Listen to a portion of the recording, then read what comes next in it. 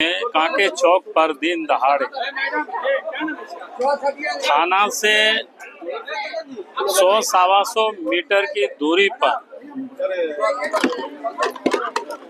Bharatiya Janata party के ग्रामीण जिला के महामंत्री अनिल टाइगर महतो जी को अपराधियों ने गोली मार दी और उनकी मौत हो गई। ये पहली घटना नहीं है, रांची में या झारखंड में लगातार अपराधियों के द्वारा ये हत्याएं हो रही हैं। और कल की जो घटना है, हम सब देख करके शॉक्ड हैं कि अपराधियों ने अनिल जी की हत्या की और रांची जिला पुलिस प्रशासन उनकी चरित्र को हत्या कर रही है। जिस प्रकार से पुलिस ने जो बयान बताया और उसके बाद मैंने लोहरदगा जिला से भी हमने तहकीकात की, तो कहीं कोई दूर दूर का संबंध नहीं है। यानी इससे आप समझ सकते हो किस प्रकार से पुलिस काम कर रही है, ताकि लोगों को दिग्भ्रमित करना, लोगों को डाइल्यूट करना।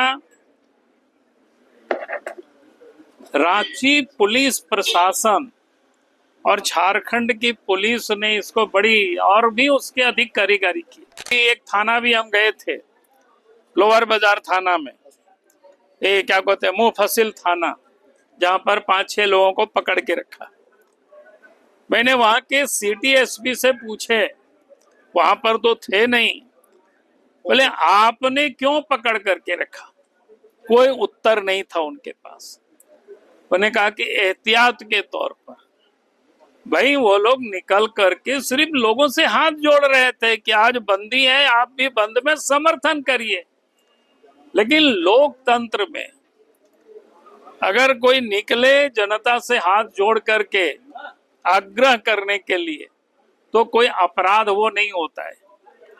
ने कहा कि कोई किसी का तोड़फोड़ किया तो बताओ, तो उनके पास कोई उत्तर नहीं था। और तो छोड़ दीजिए, हमारे घर में भी आज डीएसपी सवेरे पहुंचे थे और हमसे पूछ रहे थे कि सर आप भी सड़क पर निकलेंगे क्या? हमने कहा कि जरूर निकलेंगे। और हम मुख्य सड़क होकर के ही आए वहां थाना से, तो मेरे पीछे पीछे वो भी आए। उनका नाम क्या हुआ? अब डीएसपी कोई बेसरा शायद थे सब में, तो आप समझ सकते हो। फिर हमारे पार्टी के प्रवक्ता, उनसे बात हुई, उन लोगों को जगन्नाथपुर थाना में रखे हुए हैं। उन्होंने कहा कि 2-4 गाड़ी लेकर के सवेरे घर से उनको उठा करके ले गया। यानी लगता है कि कोई बहुत बड़ा अपराधी है। आप क्या कब आए थे? सवेरे आए थे, हमको लगता है कि 7 बजे करीब आए होंगे, 7 या 8 बजे ऐसे कुछ था समय, क्योंकि उस समय हम तैयार नहीं हुए थे। और फिर हमें बताया गया कि कोई डीएसपी आए हुए हैं, तो उस समय अखबार पढ़ रहे थे, तो हम देखे कि हाँ डीएसपी आए हो। हम बोले क्यों आए हो भाई, क्या प्रॉब्लम है? बोला कि नहीं सर आप किधर से जाएंगे? हम बोले जिधर से जाएंगे, ये हमारा विषय है। इससे और भद्दा मजाक क्या हो सकता है? यानी पुलिस को कोई गंभीर नहीं है कि अपराध कैसे रोके और सरकार किस प्रकार से काम कर रही है राज्य में। एक यहाँ डीजी पुलिस है और एक डीजी नहीं, उन्हीं के ऊपर सीआईडी के भी डीजी हैं, एसीबी के भी डीजी हैं। अघोषित रूप से स्पेशल ब्रांच के भी वही है, सब काम कर रही। आप सोच सकते हो राज्य की हालत क्या है।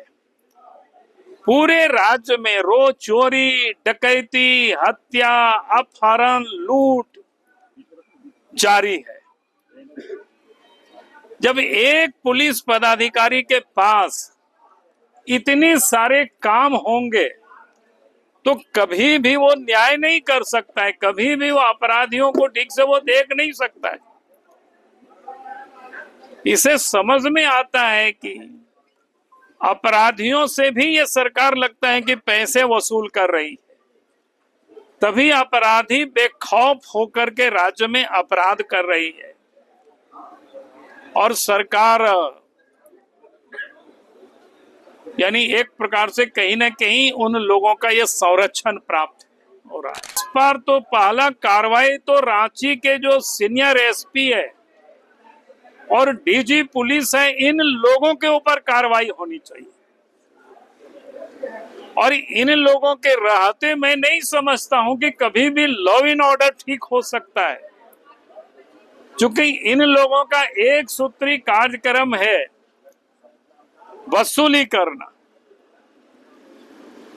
और इस कारण से आज इस प्रदेश के अंदर में ये अपराध दिनों दिन बढ़ते जा रहा है।